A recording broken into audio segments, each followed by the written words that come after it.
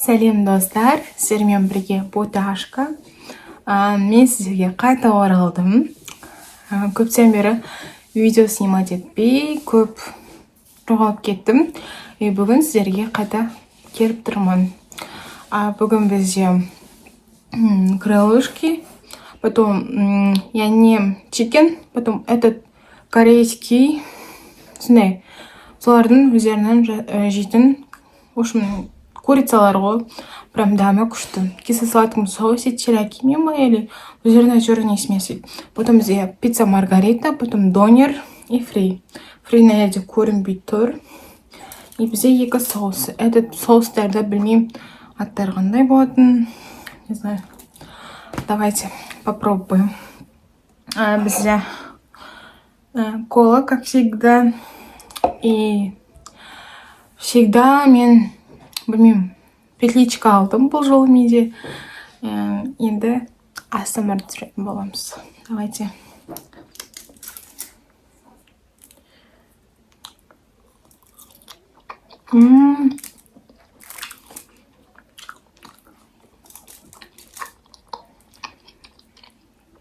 Мен вообще-то жұмыстан келіп видео снимать етейін деп жатырмын.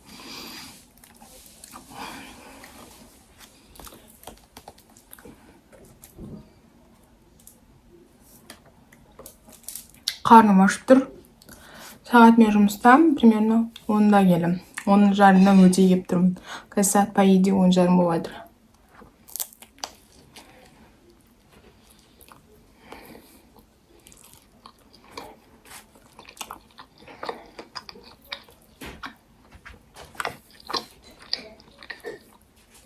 Менің бетіме вообще мән бермеңіздер. Бұл вообще-то таңғы демей қояйыншы енді. Түскі бояуы.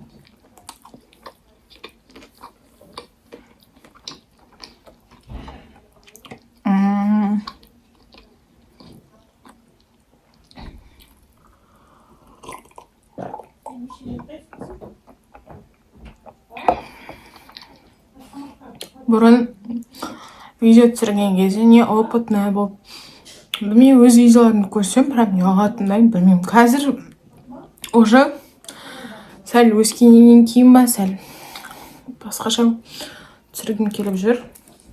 Блин, курицаға қарасаңызшы. Ужас, прям иісін өзі.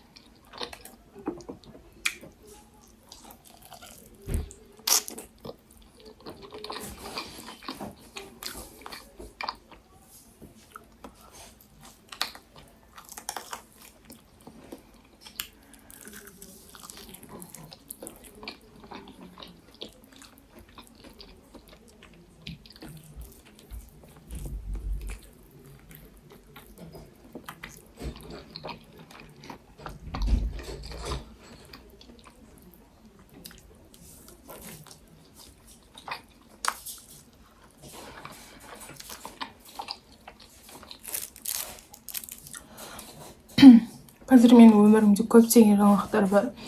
Мен почти 4-ші курста бітіріп жатырмын. Қазір менде бет практика болып жатыр. Менің жұмысым, по идее, мен бірінші курсты бітіріп барып жұмысқа кірдім.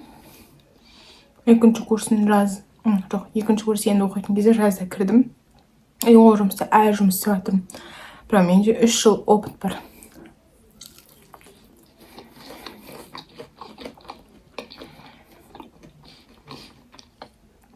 Жұмыс жайлы айтпай ақ қояйын. Не жұмыс?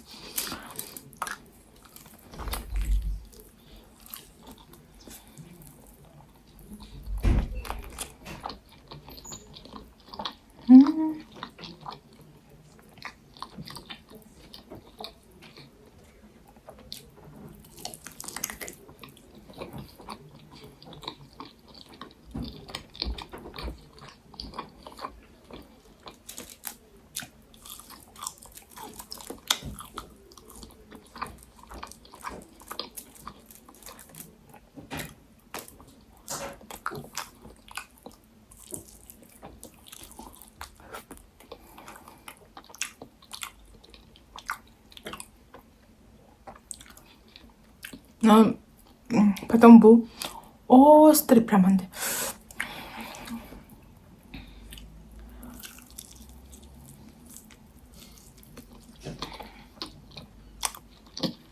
Прям аш. Аңшын не қосатын білмеймін, бірақ кисло-сладкым соуспен араластырып тағы бір бәлелер қосады.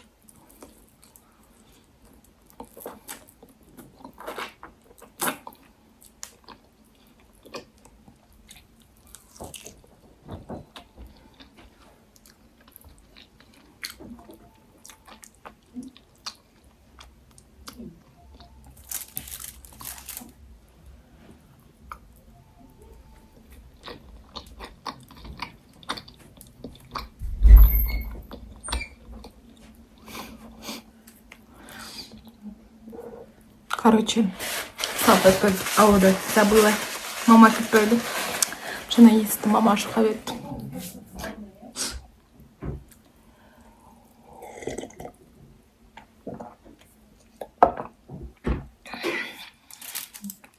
Бізде пицца маргарита. Негізі маргарита мен ұнатпаймын ше. Именно тәтті.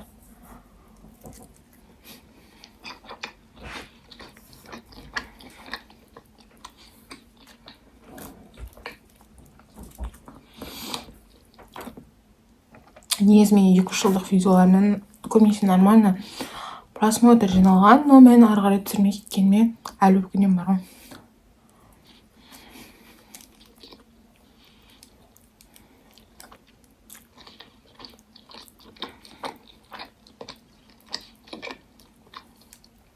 Ол кездерде сабақпен миым ашып жүретін.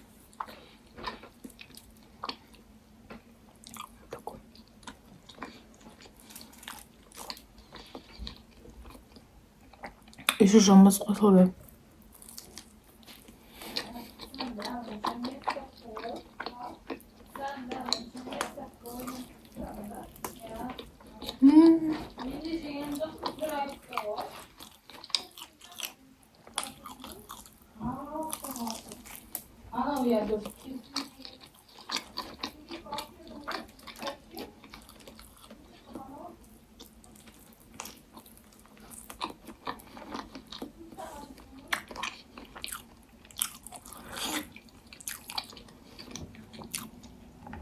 Но прям остренький.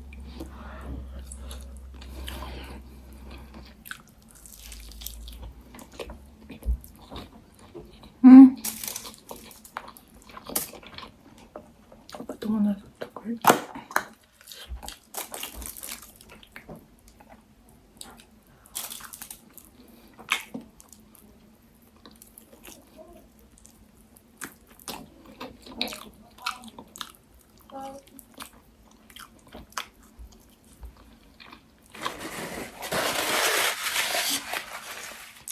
Помадың бәрі кетіп қапты. Еще көп айтады жүр. Типа не аппетитно, қазақтың қыз емессің бе? Вот такой комментарий. Шашыңды жина, вот такой.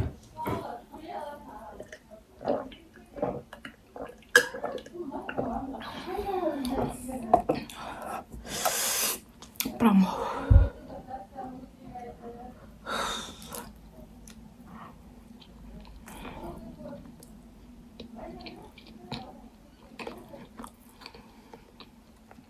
Қазіргі кезде адамдар бір-бірлеріне хейт жазудан білмеймін, ұната ма, не знаю, бірақ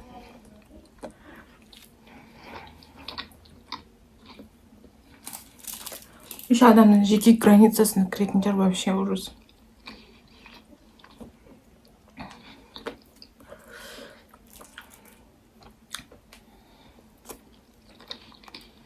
Мен жайлы не білгілеріңіз келеді, тағы басқа қандай сұрақтарыңыз бар, или интерес, мынандай жайлы маған контентке сұрақтар қойсаңыздар, хотя бір тақырыпты қозғап болсын. Мен қазір неше жылдан видео түсірмей кеткеннен кейін сәл қобалжып та отырмын. Білмеймін, үйреншікті болмай қалғаным соң ба.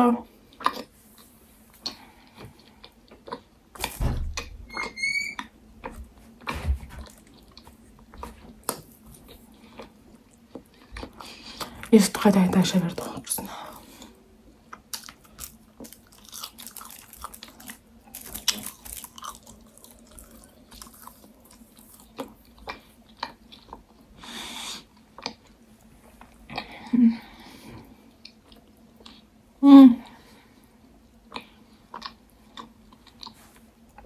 Мен жақында оң жақ тұсында қалай аталатынын білмеймін, ол түсті ше. Ну, хотя бы болып болсам да түсте ма, или білмеймін, азу түс. Астыңғы азу түс болады. Или не знаю. Сол түсті, короче, жұлдырды. То есть жұлдырдым. Почти сезім кезде болды. Блин, маған очень было больно. Прям қатты ауырады, айта алмаймын енді. Даже 2-3 күндей, даже 5-6 күндей ісіп жүрдім.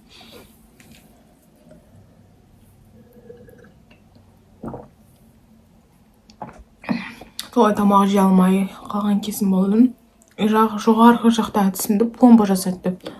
Ол пломба жасату ужас болды. Бастапқы кезде қатты ауырып, уақытша пломба салды, потом тағы уақытша, потом үшіншісінде барып, бірақ ол тісім қатты ауырды. Шыдамағаннан кейін бардым. Еще ораза кезде ғой. Ораза ұстап жүріп, дәрі іше алмайсың я. Сөйтіп амал жоқ аузымда ашуға тура келді.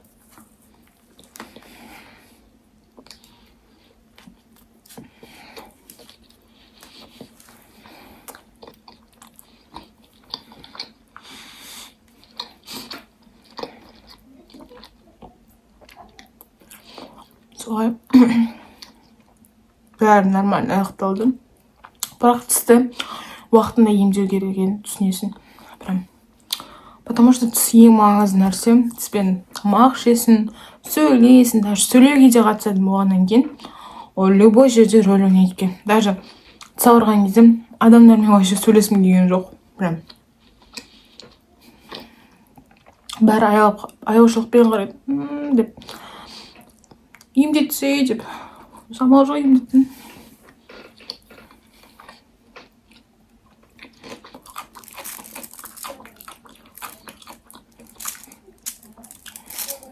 Ой.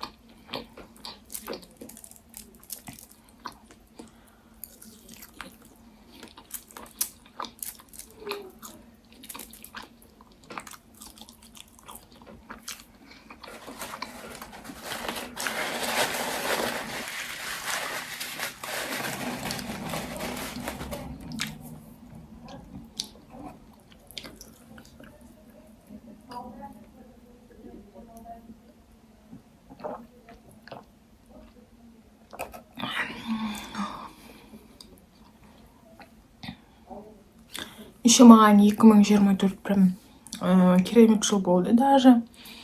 Маған керемет ұсыныстар да келді даже.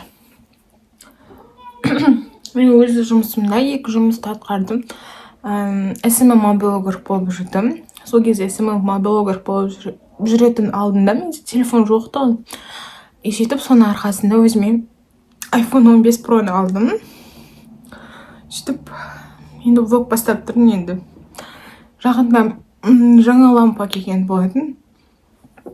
Не үшін жаңа лампа алдым? Потому что менің лампам осыған дейін ол білмеймін қанша қымбат қалсам да, білмеймін, сапасы онша емес болып қалды. Инан мен Каспийден мен Каспийдің жертвасымын прям. Каспийде 3,5 теңгеге көрдім и потом покупала. Вот такое дело.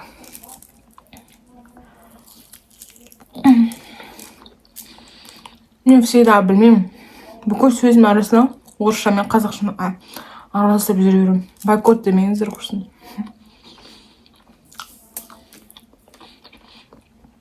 Таза қазақша сөйлейік деп ше.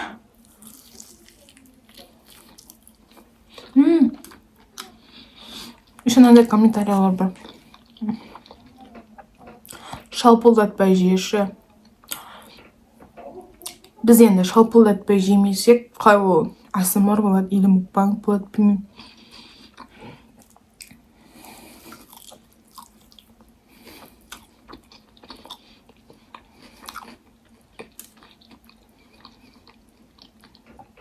Мен ASMR или мукбангтарда примерно хруст қабылан или бір дауысы шығады, соған мол көремін. Адамның кейбір әңгімелері болса, вот тыңдауға болады. Сіздер қызықты болса ше.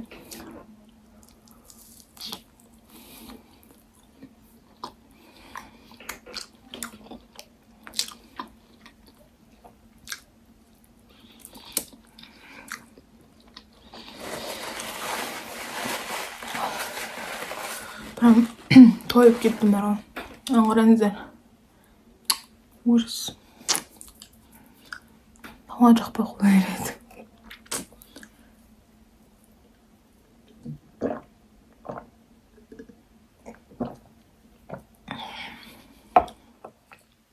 Енді өзімді қалай бар, солай көрсетемін. Мен ешқандай көз бояушылық, ондай нәрсені вообще ұнатпаймын. Никак, білмеймін. Көбісі хейт жазуы мүмкін. Так, қазақтың қыз емессің ба? Бүйтпесе, сөйтпесе, әркім өзі біледі, не істейді, не ұнайды, не ұнамайды. Ол өзінің шаруасы. Вот. Даже не айтарымды да білмей тұрмын ше өзімді. Білмеймін, бір первый раз түсіп атқан құсап. Солай арасында, сөздерім арасында орысша кетіп жатыр. Қобалжығаннан деп айта салайын. Вот. Всем спасибо. Көргендеріңізге рахмет. Бізбен болыңыздар, маған тіркеліп қойыңыздар. Лайк басып, жақсы комментарий жазуларыңызды сұраймын. Келесі кездескенше.